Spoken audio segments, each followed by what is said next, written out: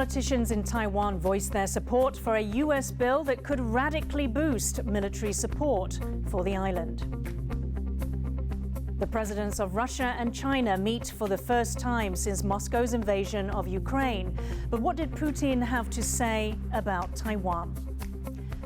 The race for mayor of New Taipei, Taiwan's most populous city, heats up. As pressure mounts in Hong Kong to boycott Taiwan's Golden Horse Film Awards, a look at how filmmakers in both places are responding.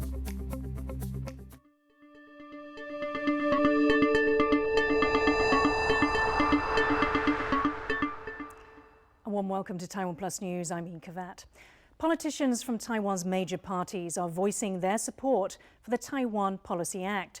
The bill was passed by the US Senate Foreign Relations Committee earlier this week and looks to deepen security ties between the US and Taiwan. Mayoral has more. In the latest show of support for Taiwan, the U.S. Senate Foreign Relations Committee passed the Taiwan Policy Act, a bill which is mainly designed to provide Taiwan with more funding to defend itself. Politicians from both of Taiwan's major parties have come out in support of it. 法案非常重要，将是美国最挺台湾的法案。主要对于台美实质关系的提升，对于区域安全的维护能够有增进的，我们都是表示欢迎。 Although the bill still needs to pass the U.S. Senate and the House of Representatives, the legislation in its current form would give Taiwan substantial military and political support. The Taiwan Policy Act would provide Taiwan with $4.5 billion in security assistance over the next 4 years. It would also treat Taiwan as a major non-NATO ally and would enable the U.S. to expedite arms sales. And it gives Taiwan the ability to participate in joint military exchanges and exercises. Taiwan has seen an increase in Chinese military presence since a visit from U.S. House Speaker Nancy Pelosi in August. It was the highest profile visit of a U.S. official to the island in 25 years and prompted a show of force from China in the form of military drills. Beijing has threatened to invade Taiwan to bring the island under its control, as it sees Taiwan as part of its territory. The Taiwan Policy Act is meant to reaffirm the U.S.'s support to help Taiwan defend itself. But as the bill is still in its early stages, experts say the legislation has a long way to go. 所以目前来说，它的版本是把一些地方稍微用比较模糊的方法去处理它，但是这个整个立法过程目前才刚刚开始。The Taiwan Policy Act now heads to the U.S. Senate, but it remains unclear when it will get a vote. Here in Taiwan, international support is always welcome, and hopes are high that U.S. lawmakers will ultimately pass the bill, helping the island enhance its ability to defend itself. Patrick Chen and Jaime Okan for TaiwanPlus. Members of the Interparliamentary Alliance on China, or IPAC, have called for greater international support for Taiwan. Founded 2 years ago, the alliance is made up of around 200 lawmakers from 30 democratic countries and focuses on relations with China. At its annual meeting in Washington, D.C. this week, the alliance adopted a communiqué saying its members should be free to conduct relations with Taiwan without pressure from China. The group also opposes changing the status quo in the Taiwan Strait and supports Taiwan's meaningful participation in international organizations. To learn more about the significance of the communiqué, our reporter Yujing Huang spoke to Claire Wang, a legislator from Taiwan's New Power Party who attended the event. Can you tell us the significance of the new IPAC agreement and what does it mean to Taiwan? I think this time is our first time to join the IPAC, and I think all of the countries, they are very kind of us and very familiar with what Taiwan face to the China. All of them agree that we need to be united together and we need to fight together. So no matter how to face to China or how to support Taiwan, we need to figure out the realistic steps and in the further. And also we need to communicate more. So they are looking forward to have more communication or more exchange to figure out what we should do together. And also they can support Taiwan, but Taiwan need to figure out what we should do and let them know how they can support Taiwan. I think we parliaments, including me and Fan Yun and Freddie Lin, we think there are several issues we need to work together. One is that we need to be helped to participate in the international organization. And before that, before we can attend the international organization, we can have more international meeting or conference such as the IPAC, what the IPAC do. And also Taiwan can hold some international meeting. So they can see, and a lot more country can see how Taiwan can work the world, so that they can know how important Taiwan it is. Also support Taiwan to voice out. Do you get the feeling that the atmosphere there in Washington has changed since the Pelosi's visit and the subsequent China reaction? Yeah, since they all know that China raised out the tensions between Taiwan and China, and also after Pelosi's visit, China has a lot of the weapon exercise around Taiwan. So they know China is very angry about Pelosi's coming. But that means Taiwan means a lot for China and Taiwan means a lot for the world. So that's why they very thankful and very grateful that we can join the IPAC meeting, then we can discuss face to face. So no matter Taiwan or other countries attend to the IPAC meeting, we think that we need to do this very seriously, since the China has a very threatened power to try to break the peace of the world or try to affect what other countries do to Taiwan. So I think they are worried, but they think it's not bad because that means Taiwan means a lot for China. And that's why we need to face it and do something together. The presidents of China and Russia have met in Uzbekistan in their first meeting since Russia invaded Ukraine earlier this year. It's also Chinese President Xi Jinping's first overseas visit since the pandemic began. James Chater reports.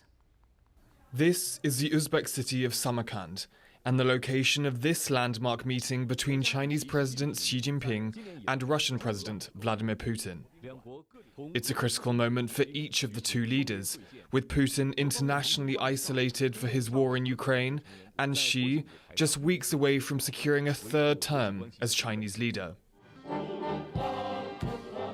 Their face-to-face is taking place on the sidelines of the Shanghai Cooperation Organization meeting, an 8-nation group which Moscow says offers an alternative to a Western-led world order. But Putin's remarks at the meeting indicate that despite Russian and Chinese agreement on this goal, Chinese support for Russia's war in Ukraine is not unconditional.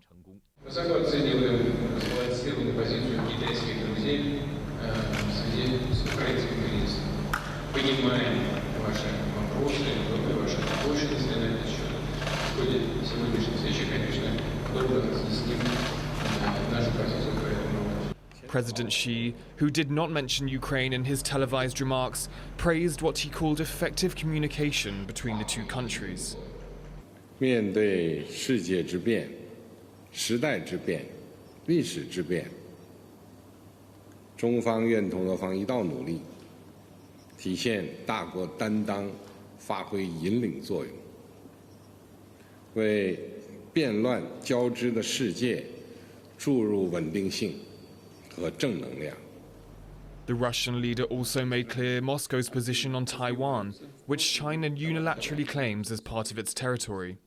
С своей стороны твердо намерены придерживаться принципа одного Китая, осуждаем провокации США и сателлитов в тайваньском проекте. In response, Taiwan's foreign ministry said Putin's remarks distort the truth, and it condemns Russia and China's expansionist governments, which continue to make untrue statements about Taiwan's sovereignty in the international sphere.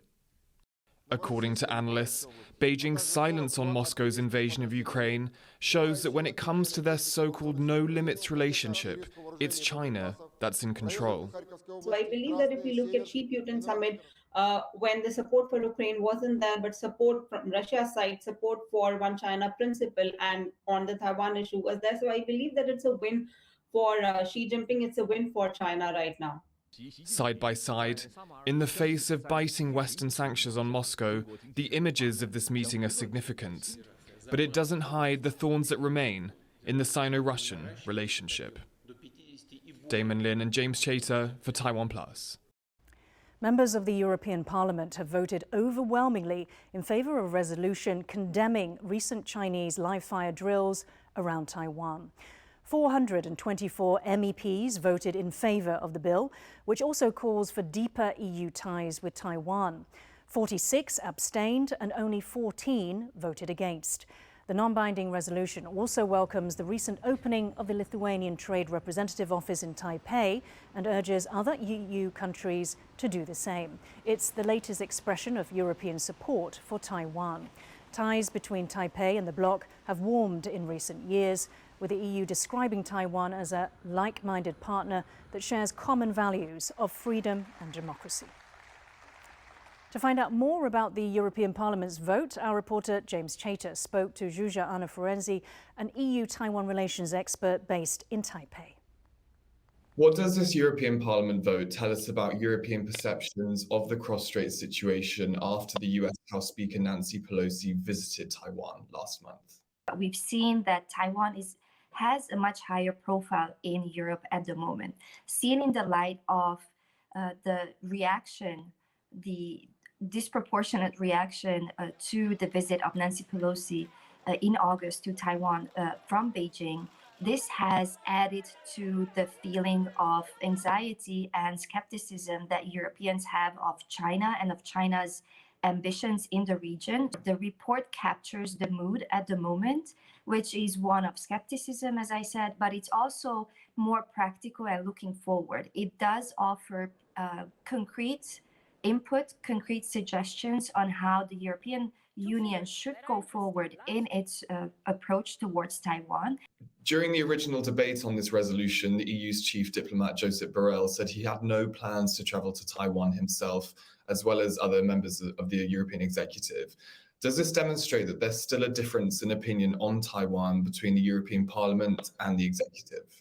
There is still a lot of work that needs to be done in terms of converging views on why Taiwan is important and relevant for the EU. So I think we are in this process of working out what role Taiwan should have in the European Union's political discourse on one hand, and at the same time, and this is what the European Parliament is helping with, is to define what role the European Union wants to play in the Indo-Pacific. There is no agreement there at this stage. And I think going forward, we will see a back and forth between countries or member states that will or that are ready to push and go forward with Taiwan. But I think what we need is an inclusive debate between all member states that really allows for a conversation to identify why Taiwan is important for the EU. How are Europeans viewing the global geopolitical environment? This vote on Taiwan took place with the war still raging in Europe, and on the same day the cause of that war, Vladimir Putin, met with Xi Jinping in Uzbekistan.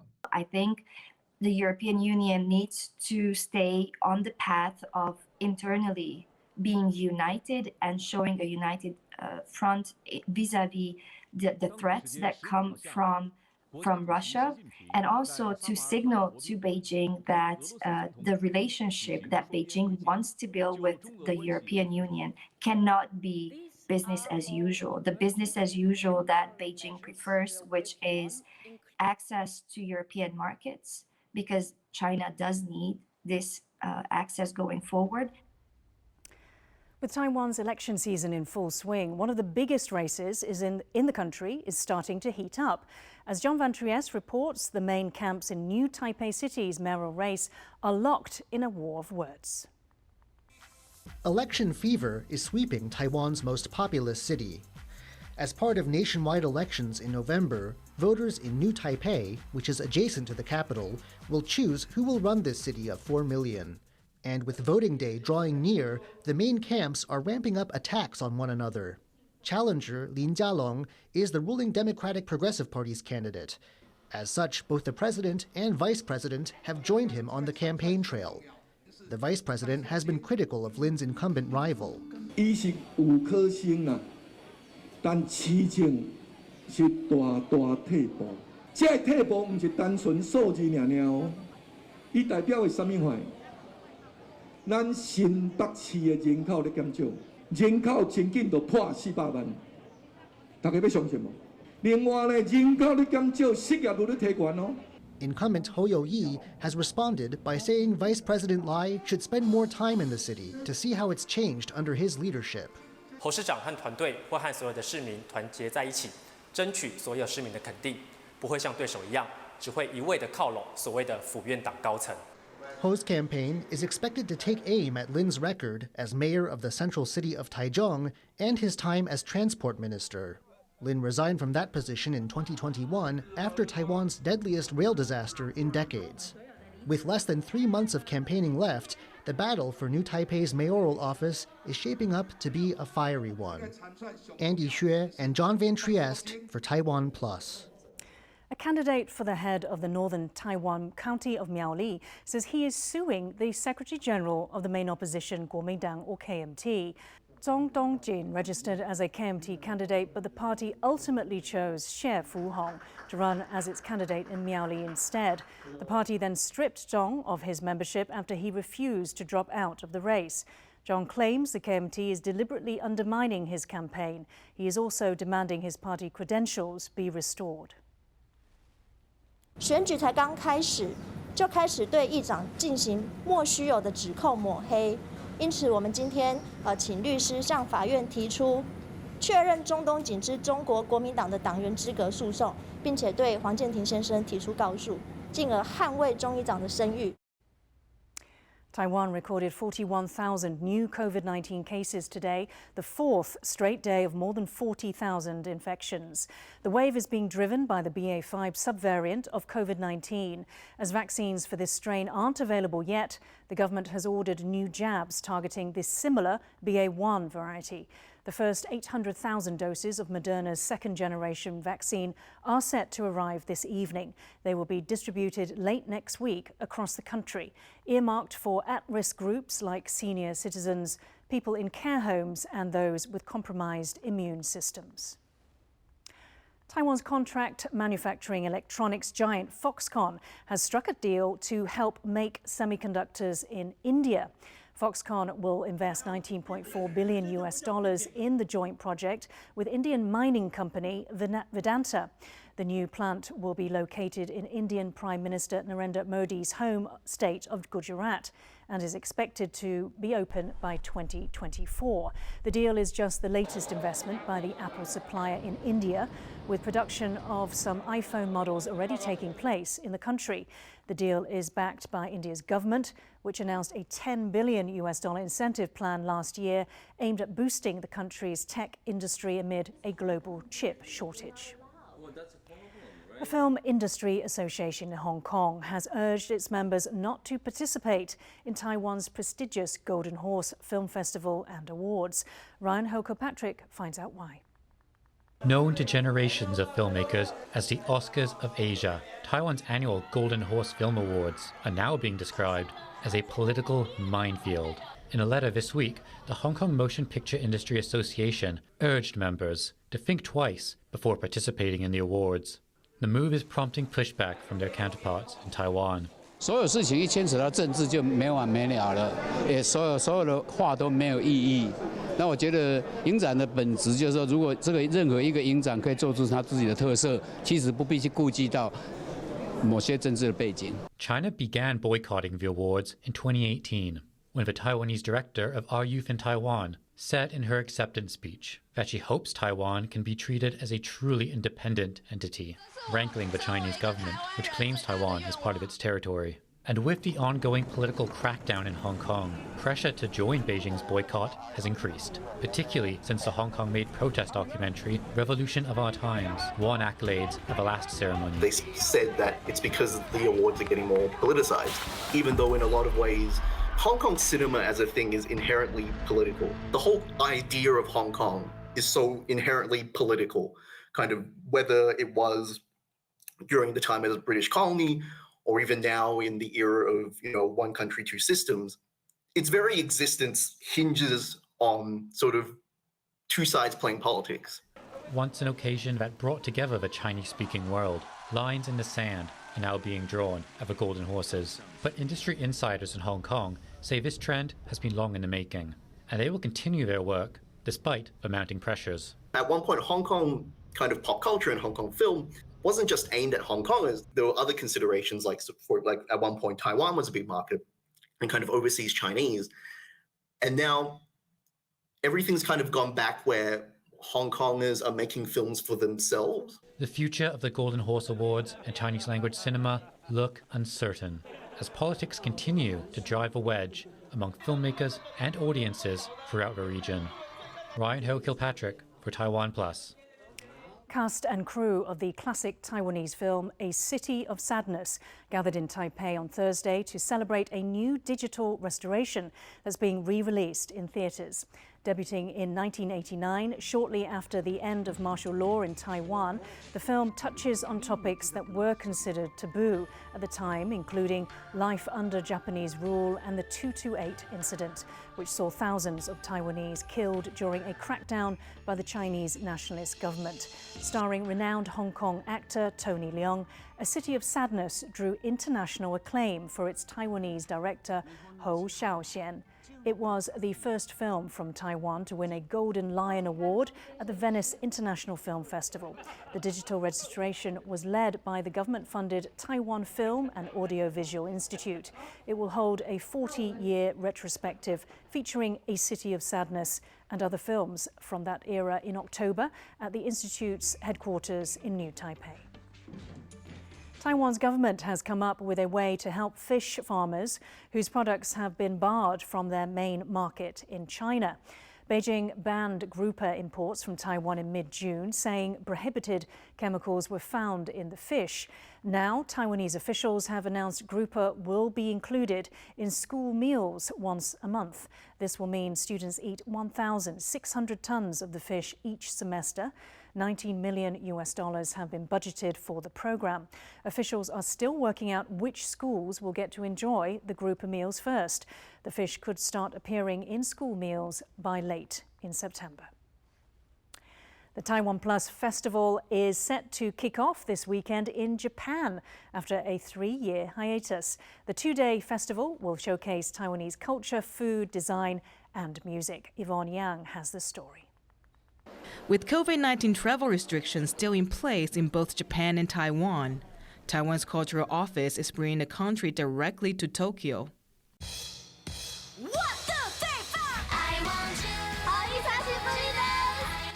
The TaiwanPlus Festival, no relation to our TaiwanPlus platform, is being held for the first time since the outbreak of the pandemic. The 2-day festival will take place on the weekend of September 17 and 18 at Tokyo's Ueno Park. Dozens of Taiwanese brands will join the festival's Taiwan Culture Market, where there will be food, drinks, games, and a concert. Representing different musical genres and aspects of Taiwan society will perform at the festival. The lineup includes Fire X, one of the hottest rock bands in Taiwan. Indigenous musicians Kailu Usei and Sumin will be there too, as well award-winning Hakka singers Wing Luo and Misa. Lastly, folk pop singer Darado Huang and Fang Wu will take the stage. This will be Fang Wu's first time performing in Japan. 希望大家可以来看我表演，然后希望你们会喜欢我的音乐，透过我的音乐认识不同的语言、不同的文化。然后我知道也有很多在东京生活的台湾朋友，他们也有常常到我那边留言说，听了我的歌会有想家的感觉。所以我希望可以透过我的音乐，让大家觉得在那边不是孤独的。The festival will bring Japan a little taste of Taiwan and offer Taiwanese migrants a sense of home. 我在疫情爆发之后，我就再也没有回去过台湾了，大概已经过了2-3年左右了吧。听说那边有蛮多台东的食物啊之类的东西，然后还会有来自台湾的一些歌手会表演，我还蛮期待的，我应该会去参加这样子。This event will help bring the two countries a little bit closer and hopefully spur travel between them once the borders reopen. Patrick Chan and Yvonne Young for TaiwanPlus. Tennis superstar Roger Federer has announced his retirement from high-level competition. I am 41 years old. I've played more than 1,500 matches over 24 years. Tennis has treated me more generously than I ever would have dreamt, and now I must recognize when it is time to end my competitive career.